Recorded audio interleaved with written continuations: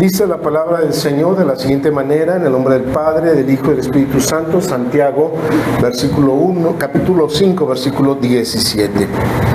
Elías era hombre sujeto a pasiones semejantes a las nuestras, y oró fervientemente para que no lloviese, y no llovió sobre la tierra por 3 años y 6 meses. Oramos al Señor, amén. Bondadoso Dios y buen Padre Celestial, en esta tarde venimos delante de tu presencia.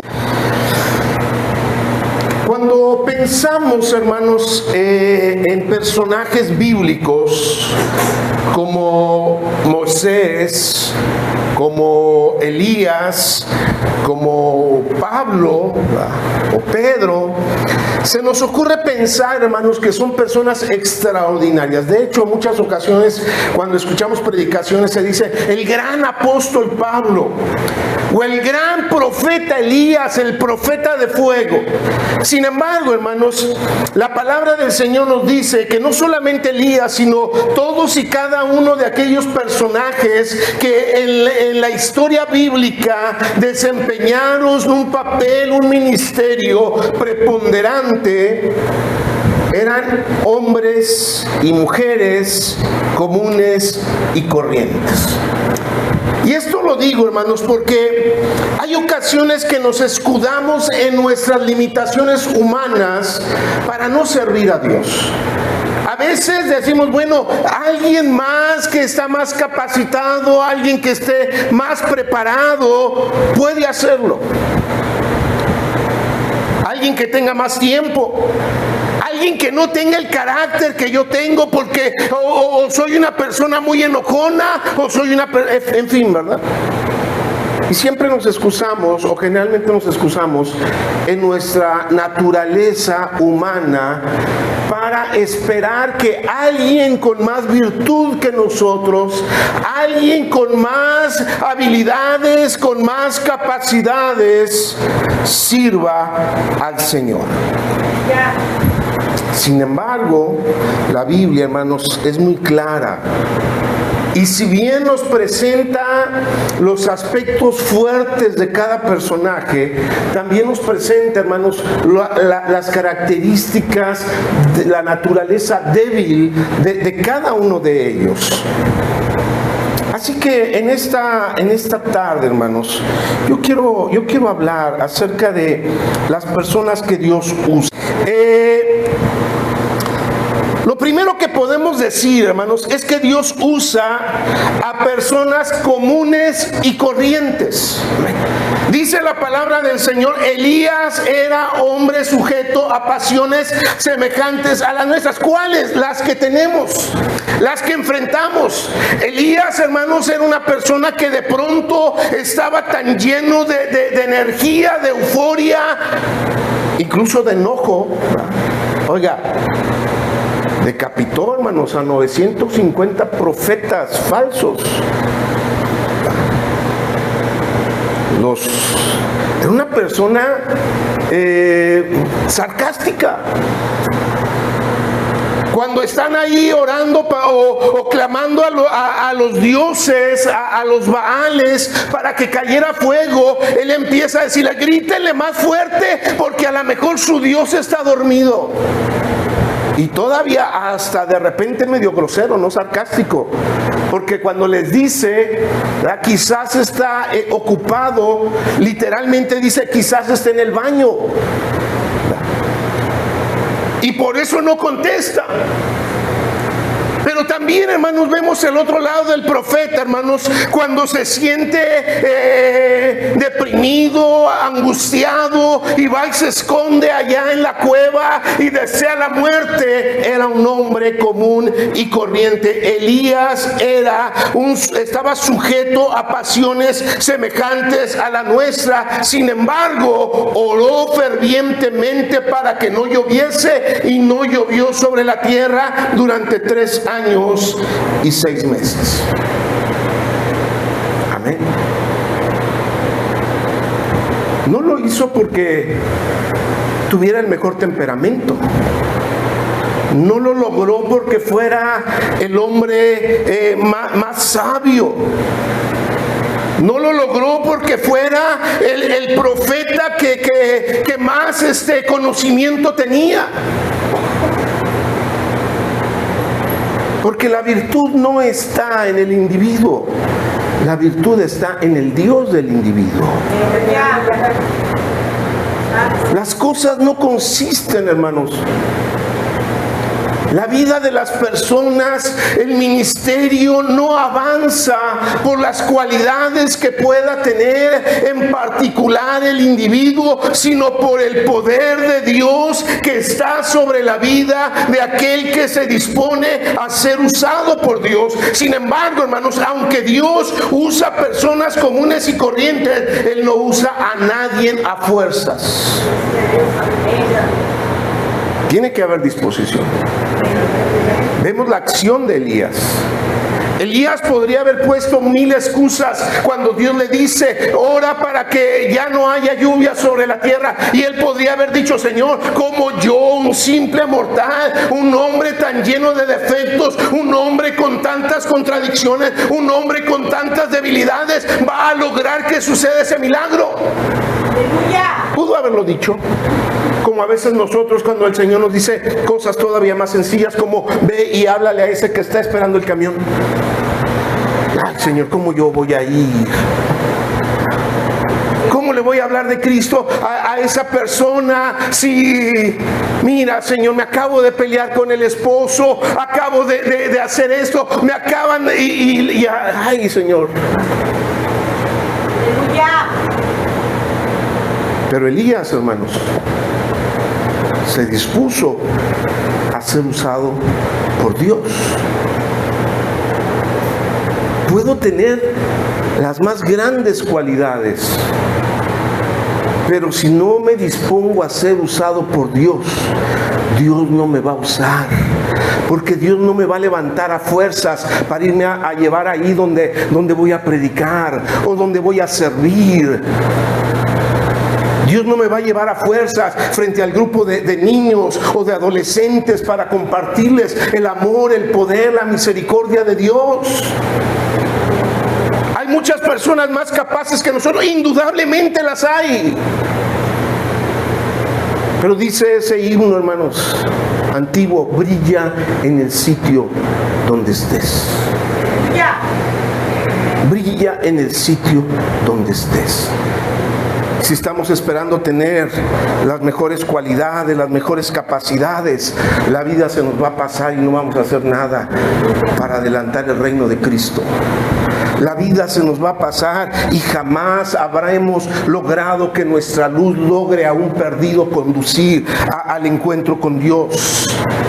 Gedeón, hermanos, es un ejemplo de los hombres que Dios puede usar.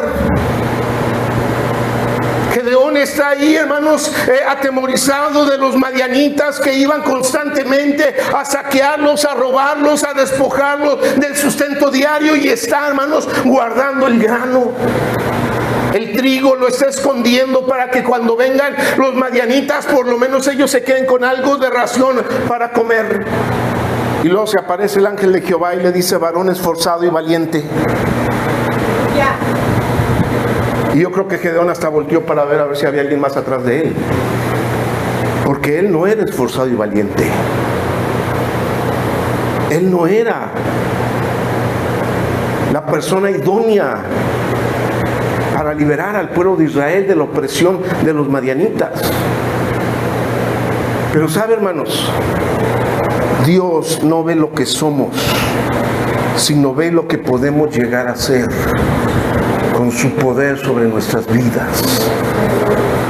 Por eso decía el apóstol Pablo, cuando soy débil, entonces el poder de Dios se perfecciona. Cuando soy débil, cuando reconozco mi insuficiencia, cuando reconozco mi incapacidad y aún así me paro en la brecha, ahí es donde se manifiesta el poder de Dios, porque me doy cuenta que no estoy obrando en mis capacidades, me doy cuenta que no lo estoy haciendo porque pueda, porque sepa, porque tengo la habilidad, sino porque la unción de Dios está sobre nuestras vidas. Queremos servir a Dios, hermanos, solamente hay que disponerse. queremos servir a Dios, solamente hay que disponerse, porque Dios usa personas comunes y corrientes. En segundo lugar, hermanos, la palabra del Señor nos enseña que las personas que Dios usa son las personas que tienen un anhelo, una visión de Dios. Y digo de Dios porque de repente hay cada visión y cada sueño. Me acuerdo cuando fui director del Instituto Antioquía, hacíamos una entrevista a cada uno de los nuevos alumnos para preguntar por qué quería estudiar, por qué quería entrar al ministerio. Y había escuchado, hermanos, muchas cosas. Había escuchado, Dios me llamó. Había escuchado, simplemente quiero aprender más para que si un día el Señor me llama, ya esté preparado. Pero un día, hermanos, entrevisté a una jovencita, una señorita. Y le digo, ¿por qué quieres estudiar? ¿Por qué quieres entrar al ministerio? Dijo, es que quiero viajar por todo el mundo. Ah, caray. Dije, esta no es la academia. Quiero ser evangelista, porque mi papá es evangelista y lo invitan a muchas partes a predicar y va a Estados Unidos y aquí en México, en todos los estados y en Centroamérica, y yo quiero viajar también. Pues lo sentimos mucho, mija, pero no somos agencia de viaje, así que va para afuera. Hay que tener una visión, hay que tener un anhelo de Dios, pero que nazca del corazón de Dios. ¿Qué es lo que más Dios desea, hermanos? ¿Qué es lo que más Dios anhela? La salvación del hombre. Porque Dios no desea que nadie se pierda, sino que todos procedan al arrepentimiento. Y lo hemos señalado muchas veces, todo lo que la iglesia hace es evangelístico. Todo lo que la iglesia, todo lo que el cuerpo de Cristo hace, lo hace en virtud de alcanzar a los perdidos.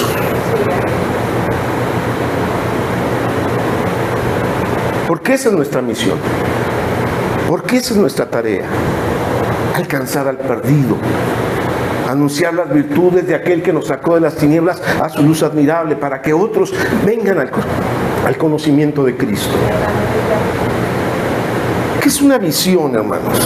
¿Qué es una visión? La visión, hermanos, viene en tiempos de crisis, de desesperación. La visión viene después de un tiempo de búsqueda y de inconformidad santa. Mire, Nehemías, cuando llega su hermano Ananí de Jerusalén, y él se acerca y le pregunta y le dice, ¿cómo están los que quedaron del cautiverio? ¿Cómo están los que viven en Jerusalén? ¿Cómo está la santa ciudad? Y Ananí le empieza a decir, la ciudad está quemada, los muros derribados, las puertas quemadas a fuego, y los que viven ahí están en gran afrenta. Y Nehemías sufre, y Nehemías llora, y Nehemías se quebranta delante de Dios y le dice, Señor, ¿cómo puede ser posible que así esté la casa de los sepulcros de mi padre? ¿Cómo puede ser posible que ahí donde está tu casa esté todo derribado, esté todo quemado? Señor, ¿cómo es posible que la santa ciudad esté en ruinas? Y conocemos la historia. Después se presenta delante del rey para llevarle la copa, porque era el copero del rey, y el rey le dice, Nehemías, ¿qué tienes? Porque tu rostro está demudado, pues no estás enfermo. Y él le dice, ¿cómo no he de estar triste si la casa sepulcro de mis padres está derribada y quemada a fuego? Y le dice, ¿qué quieres que haga? Y Nehemías ya tenía una visión, porque le explicó lo que quería que hiciera. Quiero que me des cartas para llevar madera, y quiero que me des un salvoconducto para llegar hasta Jerusalén sin ningún estorbo, y quiero que me des financiamiento para construir las murallas y para reconstruir las puertas. Pero todo nació, hermanos, no de la noticia que le dieron, sino de esa inconformidad por cómo estaba Jerusalén.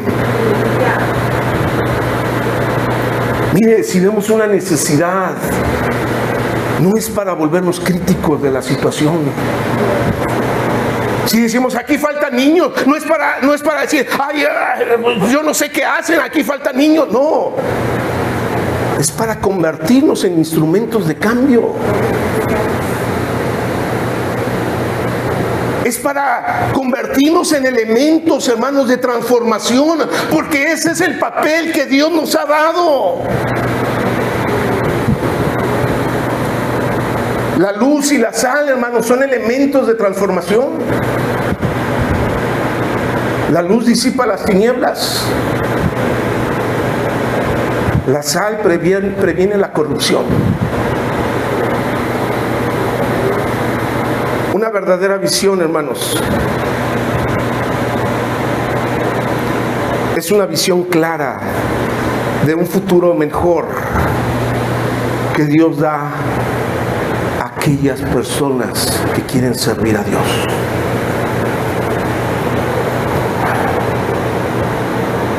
Es la visión de un futuro mejor. No es una crítica, es el anhelo de mejorar la situación en la que nos encontramos.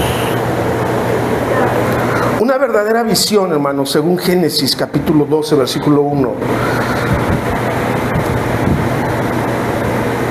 es cuando esa visión es bendición para los demás. Le dice Dios a Abraham, te bendeciré y en ti serán benditas todas las naciones de la tierra. En ti serán benditas todas las naciones de la tierra. Tristemente, hermanos, hoy vivimos una época en que la iglesia o los creyentes, porque yo no puedo concebir una iglesia de esa manera. Los creyentes o las personas que se consideran creyentes están buscando sobre todo su comodidad y su autodesarrollo personal dentro de la iglesia y no el ser bendición para los demás.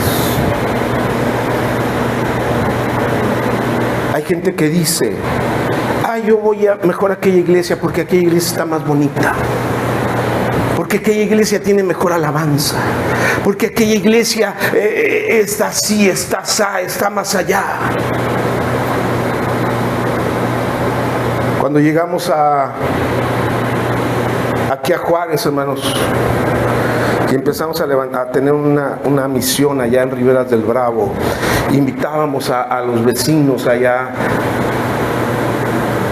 a los cultos, y una de las vecinas nos platicaba y nos decía que había una iglesia que le invitaban mucho, y le decía, pastor, ya están peor que las maquiladoras, porque decían, y le damos despensa, y tenemos guardería, y tenemos calefacción, y tenemos refrigeración, y tenemos transporte, y dice, ya se me figuraba que era una maquila que me estaba contratando.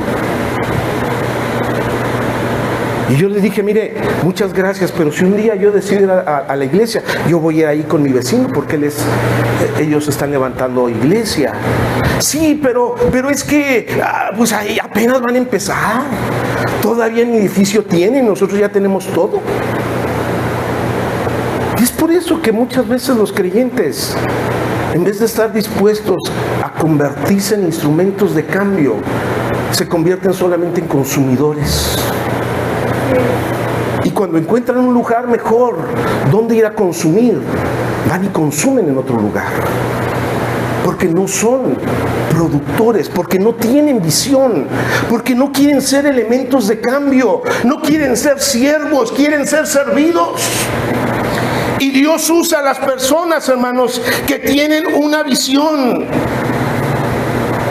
Cuando nosotros empezamos a decir, Señor, ¿por qué no envías a alguien? Señor, ¿por qué no llamas a alguien? Señor, si mira hay tanta necesidad, ¿por qué no viene alguien? Entonces el Señor va a decir, no, es a ti a quien quiero usar.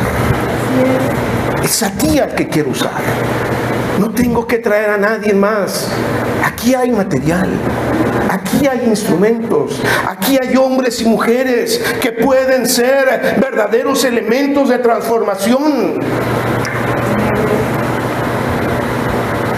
Solamente hay que tener la visión de Dios.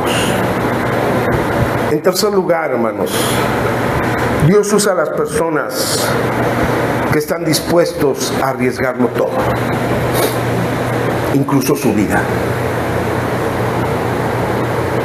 La vida del profeta Elías, hermanos, es un ejemplo de eso. Hay gente que dice, ay, cómo quisiera ser como el profeta Elías. Pero la primera de cambios ya están todas desanimadas. Ay, también Elías estuvo ahí en la cueva llorando y deseándome. Sí, pero mire, la reina lo quería matar. No fue porque el hermano no lo saludó.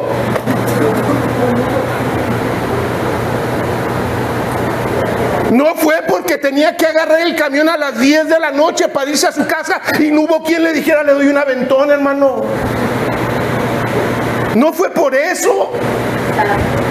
La reina que había matado cientos de profetas de Jehová dijo, así me hagan los dioses y aún me añadan, si para mañana a estas horas no estás igual que uno de los profetas de Baal que decapitaste. Oiga, sí se deprimió, pero vea después de cuándo, vea después de cuánto. ¿De cuánto sirvió? ¿De cuánto trabajó? Él solito, hermanos, hizo el altar, edificó el altar, hizo una zanja, cortó la leña, destazó el animal y pero lo único que le ayudaron fue para hacerle más difícil el trabajo, porque llamó a unos jóvenes para que le echaran agua al sacrificio. Personas que están dispuestos a arriesgarlo todo. Dice un dicho por ahí que el que no arriesga no gana. Bueno, Dios usa a los atrevidos, hermanos. Dios usa a los que se arriesgan. Dios usa a los que no están pensando, ¿y qué tal si sí, qué tal si no? Y ya gasten esto, y ya gasten aquello, y ya gasten más allá. Arriésguese. Invierta en el reino de Dios. Invierta en la obra de Cristo. Y no solamente me refiero a invertir economía, me refiero a invertir tiempo, me refiero a invertir su vida, me refiero a invertir, hermano, las capacidades que pueda tener, inviértalas. Los talentos que tiene. Dios usa a las personas que están dispuestos a arriesgarse. Hay gente que nunca toma riesgos por temor a fracasar. Hay gente que piensa, ¿y qué tal si no sale? ¿Y qué tal si fracaso? Hay gente que ni siquiera se convierte a Cristo porque piensa que va a caer, porque piensa que se va a apartar del Señor. Y no hace nada, y no salen de mí. Hay gente en la iglesia que no se atreve a hacer nada porque, ¿y qué tal si yo no canto bonito? Yo tampoco canto bonito, hermano.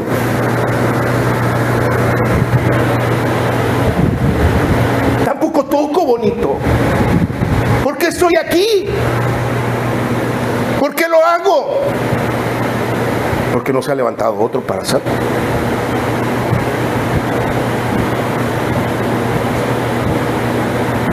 Ay, ¿qué tal si me equivoco cuando doy la dominical? Pues lo apedreamos y ya. No se crean. Pues lo orientamos.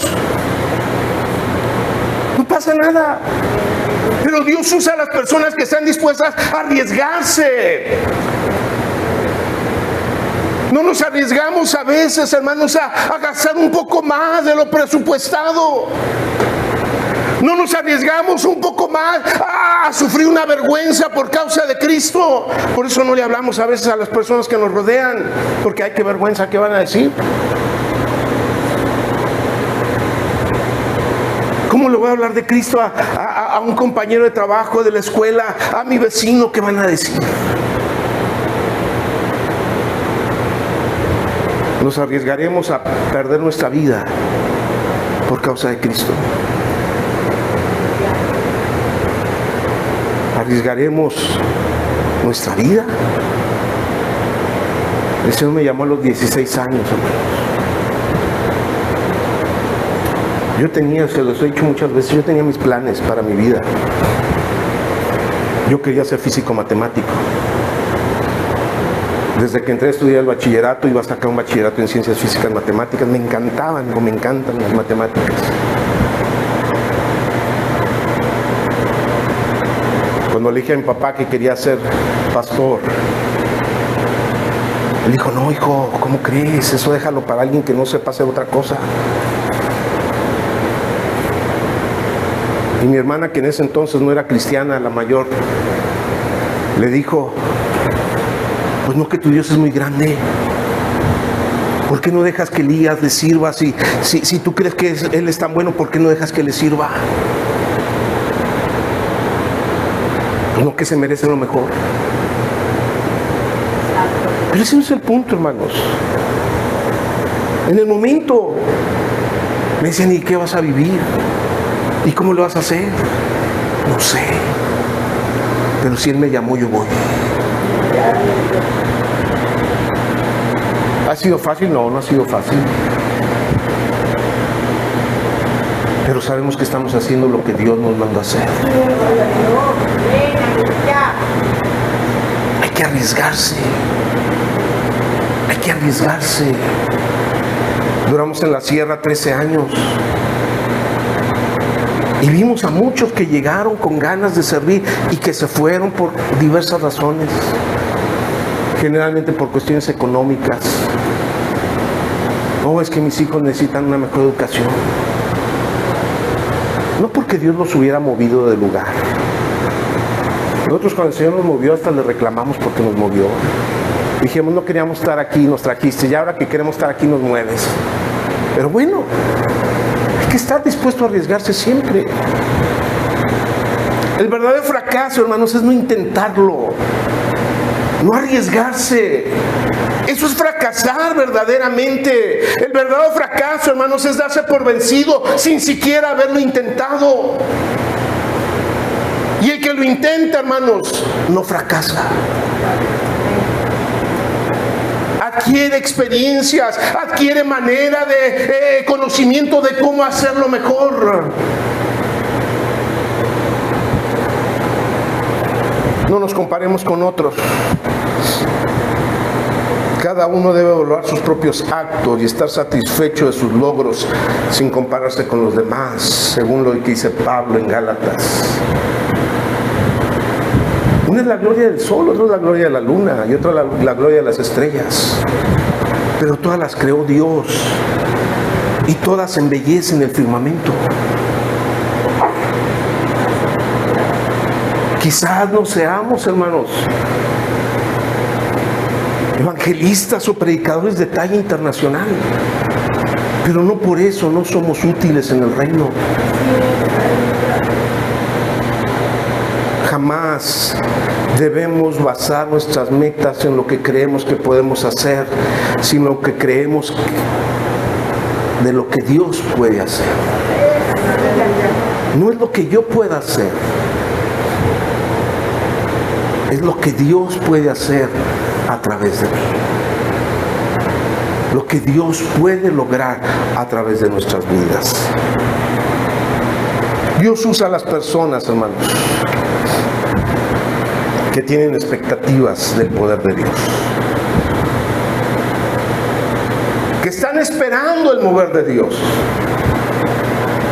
que creen que Dios se va a mover. Dios le dice a Elías: Elías, ya ora para que caiga lluvia ahora, después de 3 años y medio.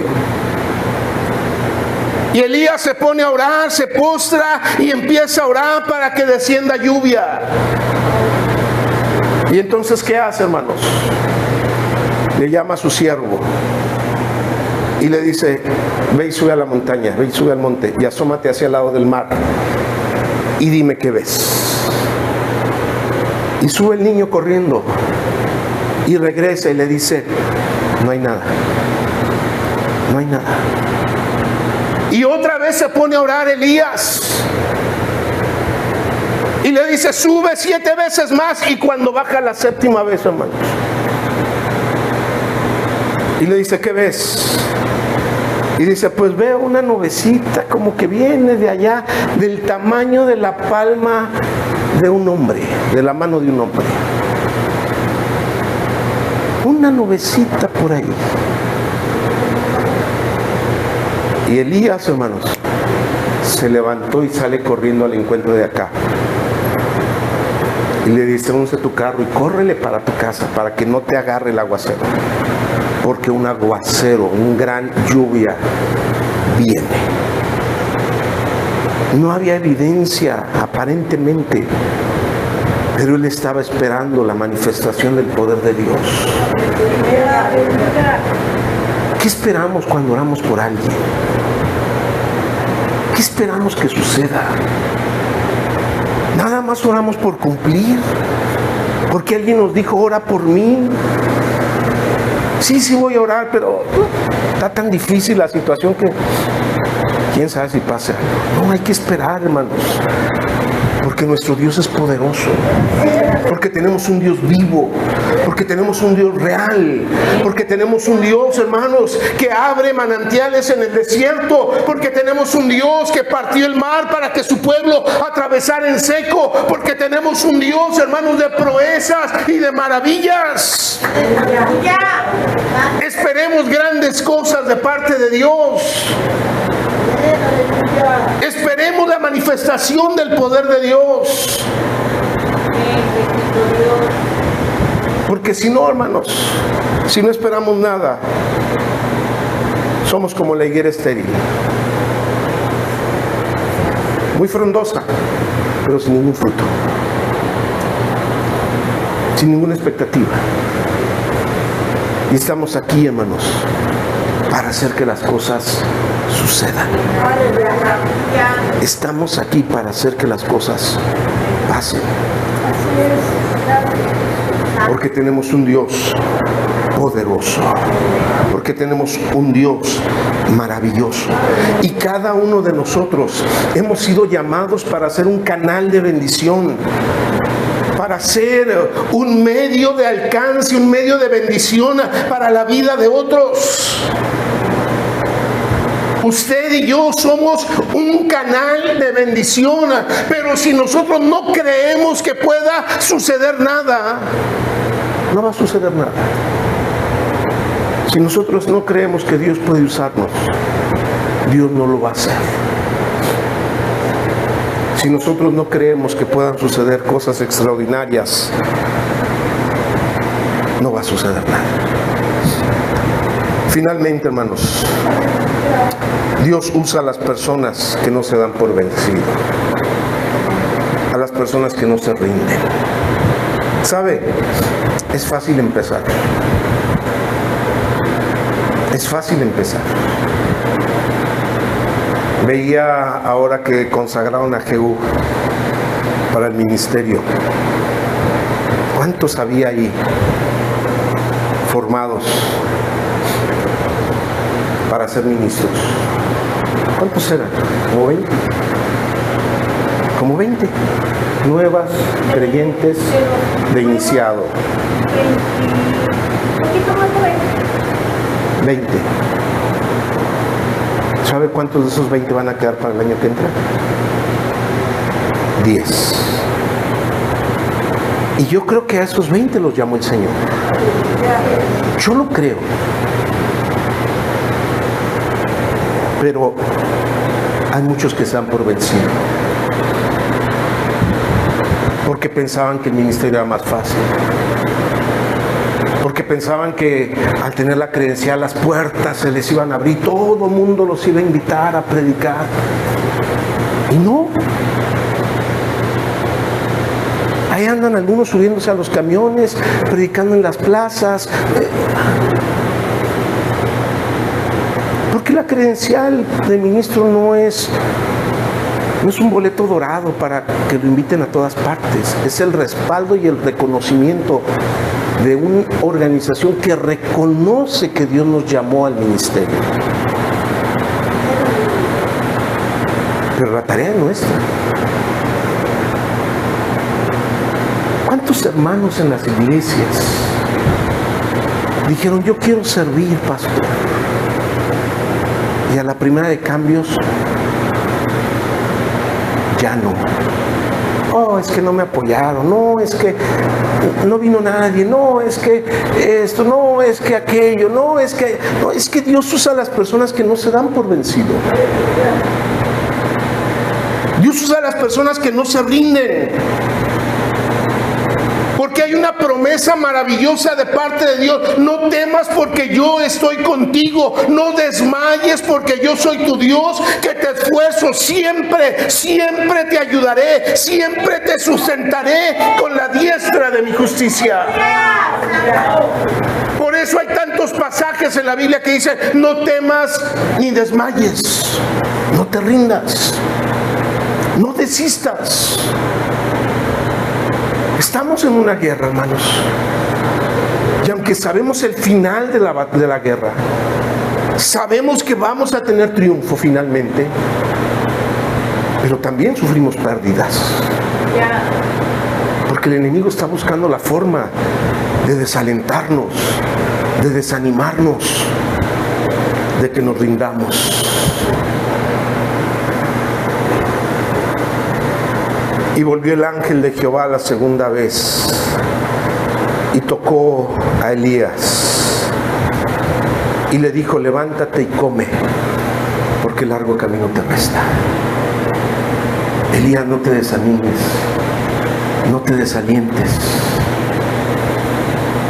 Si la gente vio caer fuego del cielo y lo único que experimentó fue una emoción, no te desalientes. Si el rey vio descender fuego del cielo y aniquilarse a todos los falsos profetas de Baal, y aún así quieren matarte, no te desanimes. Todavía hay unción, todavía hay poder, todavía hay manifestación de Dios. Siempre es demasiado pronto para darse por vencidos. Siempre. Así que no se rinda. Jamás se rinda. La crítica tratará de desalentarnos. Habrá gente que querrá desanimarnos, vecinos, familiares, mismos creyentes. Pero recuerde, los criticones nunca logran nada. Y nunca se ha levantado un monumento a un crítico. Nunca. Y solo se le tiran piedras al árbol que da frutos. A los árboles estériles, nadie les hace caso. Y aunque aquí parezca difícil y parezca que lo estamos arriesgando todo, y lo estemos arriesgando todo, por adelantar un poco el reino de Cristo, mire lo que dice Hebreos capítulo 6, versículo 10. Porque Dios no es injusto para olvidar vuestra obra y el trabajo de amor que habéis mostrado hacia su nombre, habiendo servido a los santos y sirviéndoles aún. Si nadie lo nota, Dios sí lo nota. Si nadie presta atención, Dios sí presta atención. Lo importante aquí es ser un instrumento en las manos de Dios. Póngase de pie, hermano. Y le invito a venir a este altar y decirle, Señor, usa mi vida. Usa mi vida. Quiero, Señor, ser un instrumento en tus manos. Yo sé que tengo muchos defectos.